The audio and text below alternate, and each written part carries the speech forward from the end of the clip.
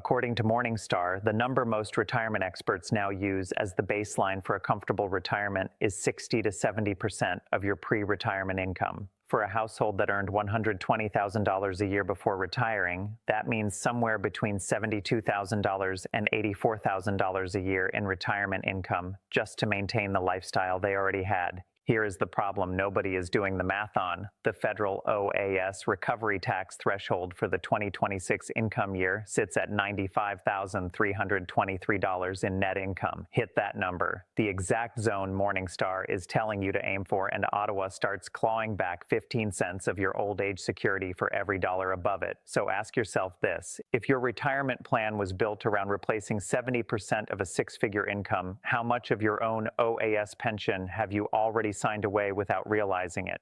And at 15 cents on every dollar every single year for the rest of your retirement, how many years before that clawback alone erodes the purchasing power you spent decades building? This is not a hypothetical, this is arithmetic. And the arithmetic does not care how hard you work to get here. Comment sections under retirement videos tend to expose the gap between government messaging and lived experience faster than any official report ever will. A commenter going by Retired Engineer 68 had already run the numbers before the video finished loading. My RRIF minimum at 72 is $27,000 on a $500,000 balance. Add CPP and OAS and I'm $14,000 over the clawback line. That's $1,100 a year I was counting on for the furnace. Further down, a viewer posting as just getting by _ON skipped the math entirely. At this point, I've stopped trying to plan around rules that move every year. You just take what's left and adjust. Then there was Margaret H_Niagara, colder than either of them. They told us to save. They told us to hit a target. Now the target itself is the trap, and nobody mentioned that part when we were 25.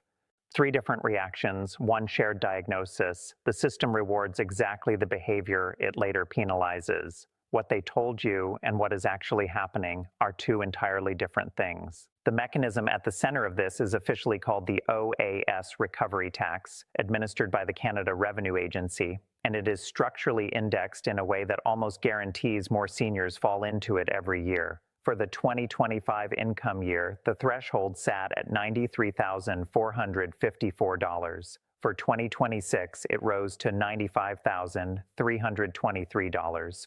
An increase of barely 2%. Pension income, CPP, RRIF withdrawals, capital gains, even the taxable gross up on Canadian dividend income, all of it counts toward that line. The threshold itself moves with the consumer price index. Retirement income, especially income drawn from a RRIF, moves on a completely different clock, one set by age, not by inflation. Every year a retiree ages, the mandatory minimum withdrawal percentage on a RRIF rises automatically under federal regulation, regardless of what inflation is doing, regardless of market performance, regardless of whether that retiree needs the money that year. At 71, the minimum is 5.28% of the account balance. At 80, it is 6.82%. At 90, it is 11.92%. 2 systems, moving on 2 separate schedules, set to collide directly on top of the people who saved the most. The Bank of Canada has held its key policy rate at 2.25% through the first half of 2026, even as headline inflation pushed toward 3.2%, a backdrop that keeps GIC renewal rates and bond yields struggling to outpace the cost pressure hitting the same households whose RRIF balances are now facing escalating mandatory withdrawals. Right now, that collision already affects retirees with net income in the $80,000 to $120,000 range. And that is before this year's RRIF minimum has even fully landed. Layer onto that the CPP enhancement introduced in 2019, which is steadily raising the CPP retirement pension itself year over year. A larger CPP deposit sounds like good news until it lands on the exact same net income line the CRA tests against the OAS threshold. The 2 federal programs were never built to talk to each other. One pays out more, the other claws back more. Nobody in Ottawa is required to reconcile the 2, and nobody is going to call you when they collide. But to understand why that number is almost certainly going to get worse, you need to understand what is actually driving it. Not market losses, not poor planning, but a withdrawal schedule written into federal regulation that accelerates every single year a person stays alive. But the macro numbers are only the beginning.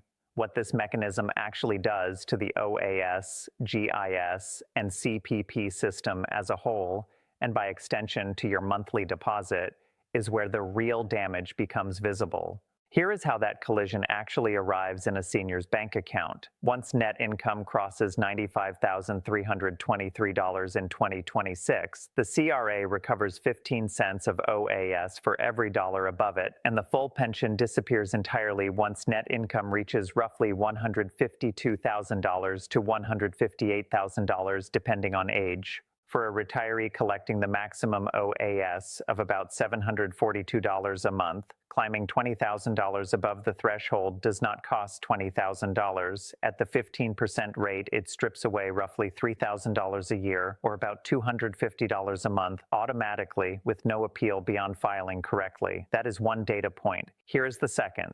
The threshold rises only with general inflation, while RRIF, minimum withdrawal percentages, rise on an age curve that has nothing to do with inflation at all, which means the gap between what triggers the clawback and what a mandatory withdrawal forces out of the account widens automatically the longer a person lives. There is a secondary provision buried in this structure that most financial coverage is not focused on, and it directly affects anyone holding Canadian dividend stocks outside a TFSA. Eligible Canadian dividends are grossed up by 38% for tax purposes before they ever reach the net income line. A retiree collecting $20,000 in real dividend cash actually has $27,600 added to the figure the CRA uses to test for OAS clawback. That phantom $7,600 was never spent, never deposited, never available to pay a single bill. And it can be the difference between staying under the threshold and losing thousands in OAS for the year. For seniors closer to the bottom of the income scale, a related effect hits harder still. Near the guaranteed income supplement phase-out zone, the combined federal and provincial clawback on every additional dollar of RRIF income can exceed 75%. The guaranteed income supplement itself is reduced by roughly 50 cents for every dollar of other income for a single senior, a rate more than 3 times steeper than the federal OAS recovery tax most people fixate on, which is exactly why the GIS zone is, dollar for dollar, the more dangerous threshold and the one that gets the least airtime. Provincial drug and dental benefit programs for seniors are also income tested in most provinces, using a version of that same net income figure, meaning a single RRIF withdrawal that triggers the federal clawback can, in the same tax year, simultaneously push up a senior's provincial drug plan deductible. One number on one tax return now reaches into 2 separate government systems at once. And when you see how these system-level mechanics translate into the actual monthly budgets of Canadian households living on fixed incomes, the picture becomes significantly more severe. Translate all of that into an actual household. A retired couple with $130,000 in combined net income, part CPP, part mandatory RRIF withdrawals, sits roughly $35,000 over the 2026 threshold on the higher earning spouse's return. At 15 cents on the dollar, that is about $5,250 a year in OAS clawback, close to $437 a month, gone before it ever reaches the checking account. For a household already directing that same $437 toward private extended health premiums, dental coverage, or a provincial drug plan deductible, the trade-off is not abstract. It is a direct choice between paying the recovery tax and paying for a prescription refill, a furnace repair, or this winter's heating bill. Now layer on inflation itself. Canada's annual inflation rate sat at 3.2% in May 2026, but food purchased from stores rose 4.3% over that same 12 months. The 16th straight month grocery prices have outpaced the headline number, according to Statistics Canada. The OAS clawback threshold is indexed to that slower headline figure, not to what is actually happening in the dairy aisle, the produce section, or at the pump.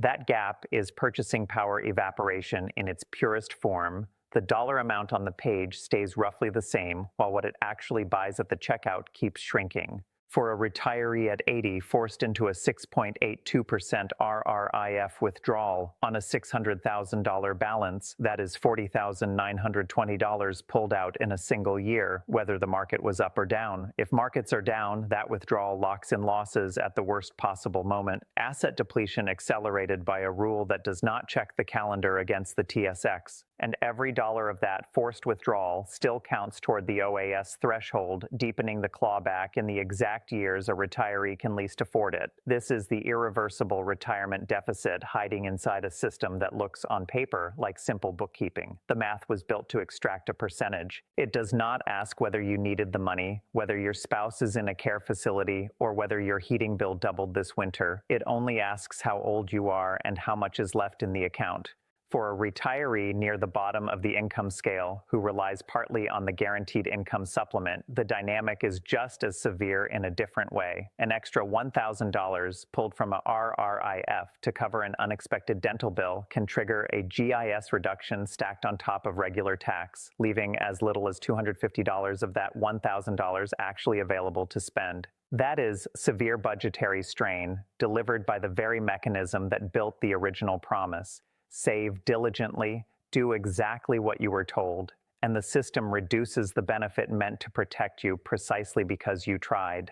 3 structural responses are worth raising with a professional before the next RRIF withdrawal or tax filing locks anything in. On wealth preservation, ask whether shifting Canadian dividend-paying holdings into a TFSA, where the 38% gross-up never touches your net income calculation, would meaningfully change your OAS clawback exposure this year, and whether the same move makes sense for a RRIF you have not started drawing down yet. On liquidity protection, ask what cash buffer, measured in months of fixed expenses rather than dollars, you would need on hand if a future RRIF minimum or an OAS recovery tax adjustment reduced your deposited income by $300 to $500 a month with no advance warning beyond a CRA notice.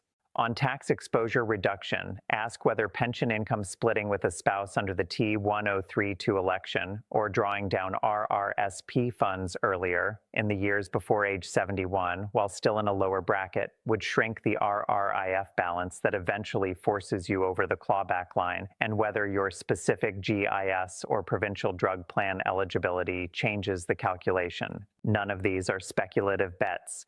They are structural questions about how income is reported, when it is reported, and to whom. The answers belong to your advisor and your tax professional, not to a script. So here's the number to sit with, $95,323. If your combined CPP, OAS, and mandatory RRIF withdrawals land anywhere near that line this year, the math is already working against you, not for you. Tell us in the comments exactly how you are restructuring your withdrawals, your TFSA allocation, or your filing strategy to stay under that threshold. Continued coverage of how these thresholds move will appear on this channel as the figures update, and engaging with this video helps that reporting reach others who are running the same numbers tonight.